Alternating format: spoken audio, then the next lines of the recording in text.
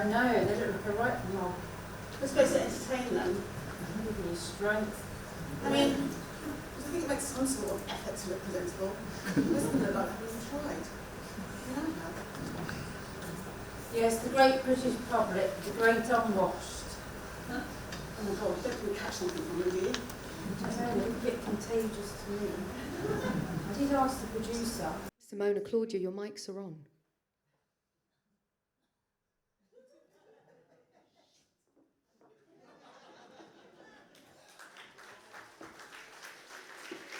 Ladies and gentlemen, welcome to this year's Pride of UK Awards, celebrating the nation's best.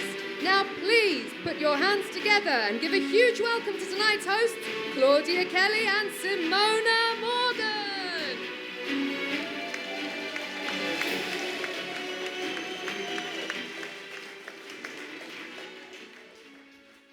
Welcome everybody to the Pride of the UK Awards.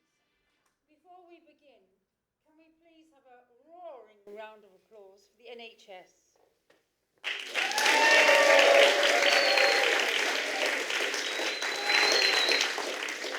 Tonight, ladies and gentlemen, we celebrate the very best of the best.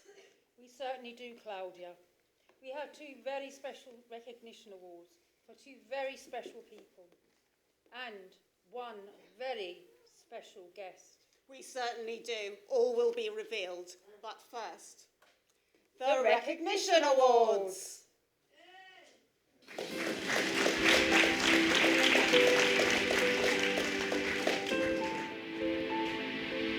the past 3 years, throughout the pandemic, our courageous doctors and nurses have been working selflessly. I think we'll all agree they are all heroes. but this particular nurse has gone beyond the call of their duty, not only working long hours, but setting up a bereavement support group for people affected by the virus and giving support and care to her gallant co-workers. Ladies and gentlemen, please put your hands together for the nurse!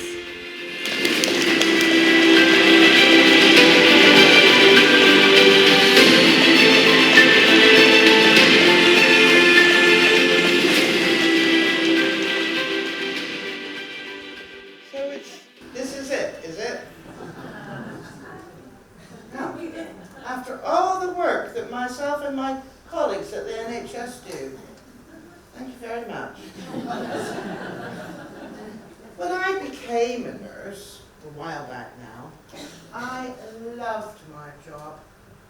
I really did. I mean, it was long hours, it was hard going, blah, blah, blah, blah. I felt like I was part of something incredible, like we were really making a difference to people's lives. But over the years, I've had to watch the NHS, which I was so proud of, just crumble and wither until it's dead on its feet. When we took our oath, we vowed to do no harm.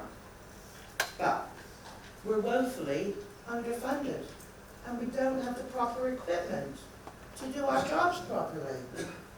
And because of this, people are dying. How do you think that makes us feel?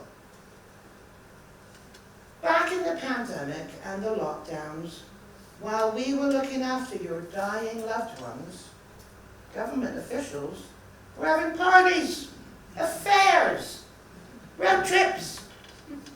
And how did we get thanked? Thank you. Yes, I mean, I know you all came out on a Thursday every week and gave us a clap, and you knocked your pots and pans. Thank you very much. But what about now? Now that we want a decent wage, suddenly we're the bad guys.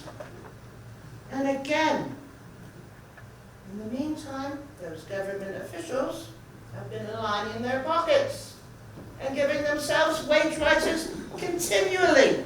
What for? It's disgusting!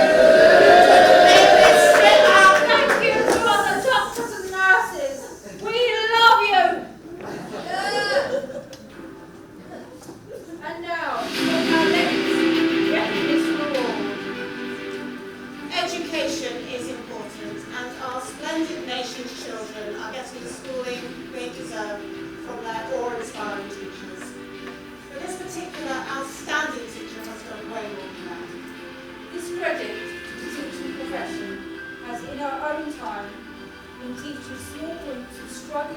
children and setting a charity providing pens, paper, laptops, tablets and paper to less fortunate children.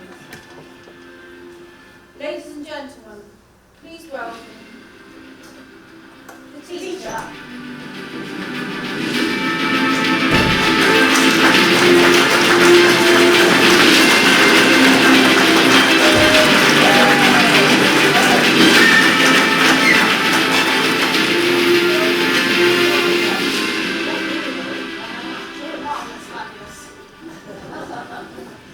Thank you so much for this magnificent award.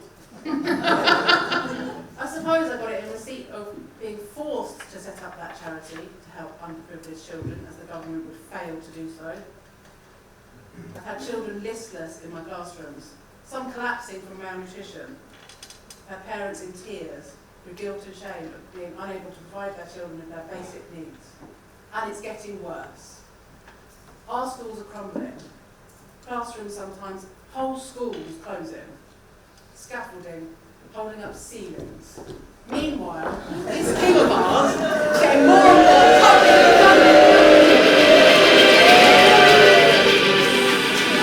Another marvellous acceptance speech.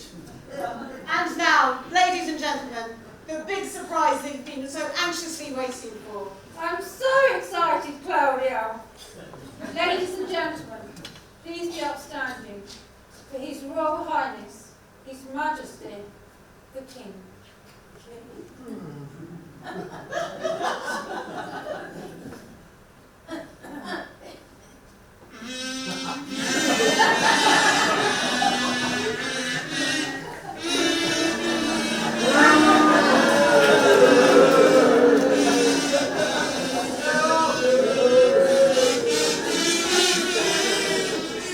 Thank you. Thank you.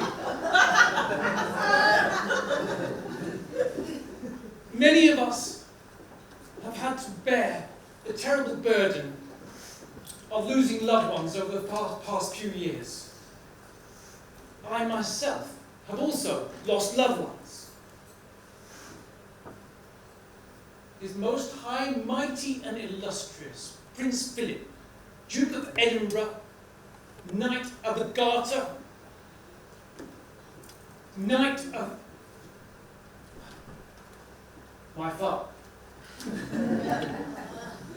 And also over the last year, dear Mama, who shuffled off this mortal coil after 70 long years in the service of Great Britain and the Empire. Oh, I mean the Commonwealth. It is at times such as these I find it good to think of happier moments. I remember with particular fondness Mama recalling a time when she and Papa had a short break, when they were doing a hectic tour of India and Pakistan. It was at such time that Papa, who was a pivotal role patron of the World Wildlife Fund, he shot a tiger before taking Mama up the Khyber Pass.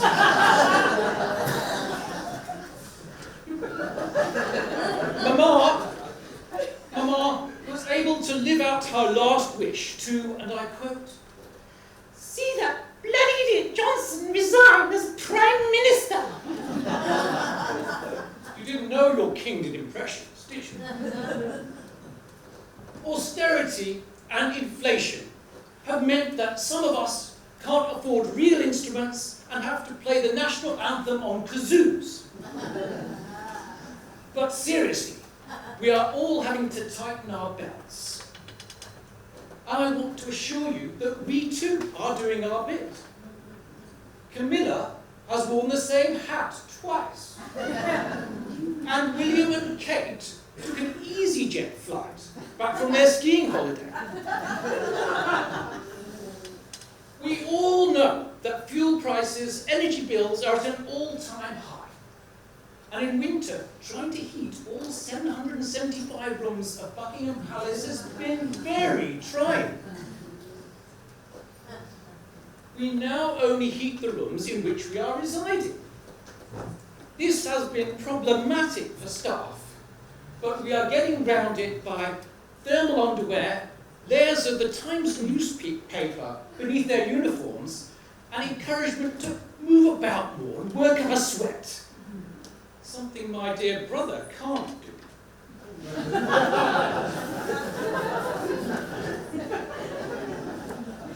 But where are we?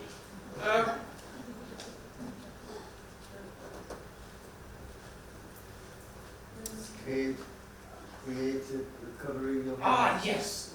Addiction, Yes. saving lives. I was going to thank you for 10 years of the amazing work you do. My son had a drugs problem too, you know. He was once caught smoking a marijuana. And to teach him a lesson, I sent him to a drugs rehab. It worked! He said it was the most grueling 2 hours of his life. But I digress. I must meet my brother now at Pizza Express.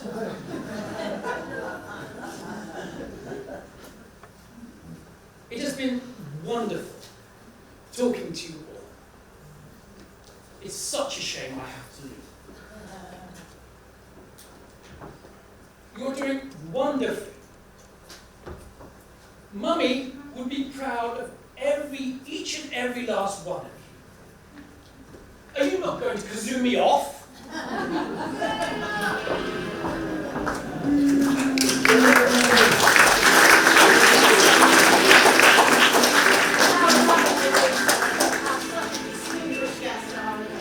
You certainly are, Claudia. And this brings us to the end of our show. However, we have one final cherry on the cake for you. Our last performance is a sketch from the much acclaimed Bertolt Brecht, written and performed and devised by Cascade Creative Recovery during the pandemic. Ladies and gentlemen, it's been lovely having you this evening. Have a wonderful evening, and until next year.